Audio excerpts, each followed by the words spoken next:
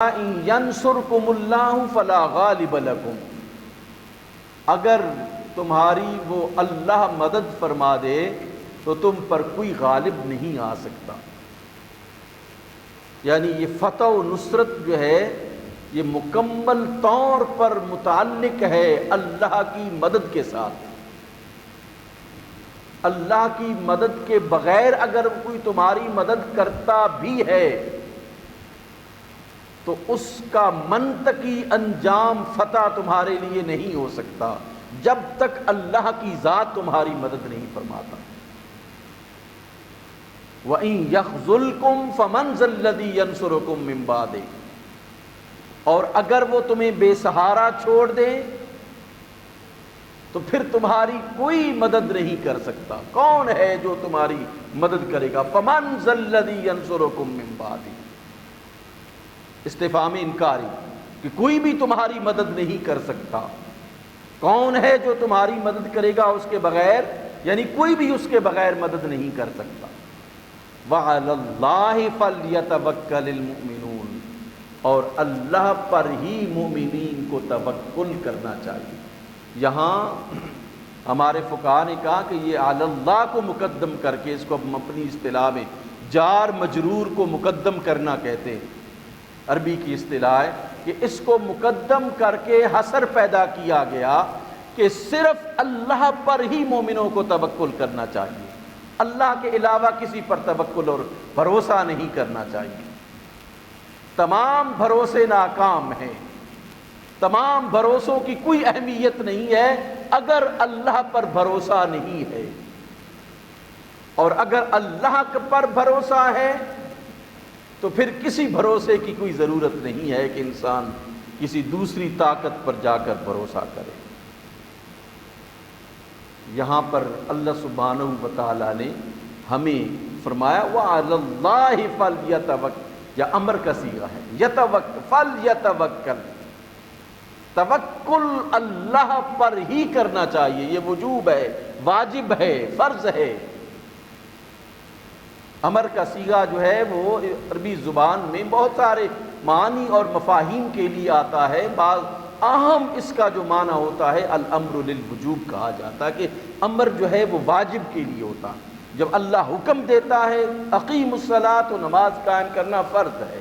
آتوا الزکوٰۃ فرماتا ہے امر کے صیغے کے ساتھ زکوٰۃ دینا فرض ہوتا ہے۔ یہاں پہ فرمایا وعلی اللہ فلیتوکل المؤمنون، اللہ پر ہی مومنوں کو بھروسہ کرنا چاہیے کہ یہ واجب ہے، یہ فرض ہے، یہ ضروری ہے۔ اللہ کے بغیر کسی پر توکل جو ہے وہ نہیں کرنا چاہیے۔ اس لیے ایک تو ہے نا وہ تھیوریٹیکل چیزوں کو بیان کیا، یہاں پہ عقلی دلائل کے ساتھ جو ہے وہ اللہ سبحانہ و تعالیٰ نے مومنین کو اس جانب متوجہ فرمایا ہے کہ تمہیں اللہ پر ہی بھروسہ کرنا چاہیے، اللہ پر ہی اہل ایمان کو بھروسہ رکھنا چاہیے۔ حضرت سیدنا عبداللہ ابن عباس مفسر قرآن، یہ عظیم صحابی ہیں، رسول اللہ صلی اللہ علیہ وآلہ وسلم کے چچا زاد بھائی ہیں، عباس بن عبد المطلب کے فرزند، عظیم مفسر، عظیم محدث، عظیم فقیہ عبداللہ بن عباس رضی اللہ تعالیٰ عنہ رسول اللہ صلی اللہ علیہ وآلہ وسلم کی بہت زیادہ زیر تربیت رہے۔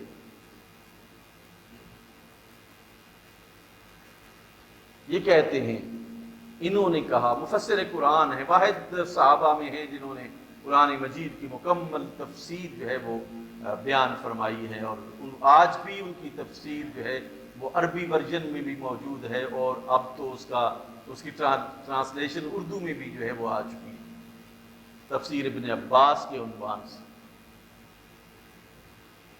اس میں اس آیے مبارکہ کی تفسیر کرتے ہوئے حضرت عبداللہ ابن عباس رضی اللہ تعالی عنہ نے فرمایا ان ینصرکم اللہ فلا غالب لکم، اگر اللہ تمہاری مدد کرے، اگر اللہ تمہاری مدد کرے، جیسا کہ اللہ نے مقام بدر میں تمہاری مدد کی تھی، فلا غالب لکم، تو تم پر کوئی غالب نہیں آ سکتا۔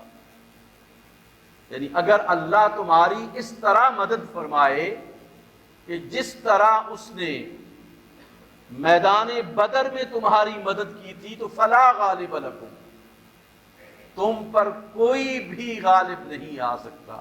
وَإِن يَخْذُلْكُمْ، اور اگر وہ تمہیں بے سہارا چھوڑ دے، جیسے میدان احد میں چھوڑ دیا تھا، عبداللہ بن عباس فرماتے اگر وہ تمہیں بے سہارا چھوڑ دے جیسا کہ اس نے تمہیں میدان بدر میں چھوڑ دیا تھا، فَمَنْ ذَا الَّذِي يَنْصُرُكُم مِّن بَعْدِهِ، تو کون ہے پھر وہ جو تمہاری مدد کرے گا اس کے بعد۔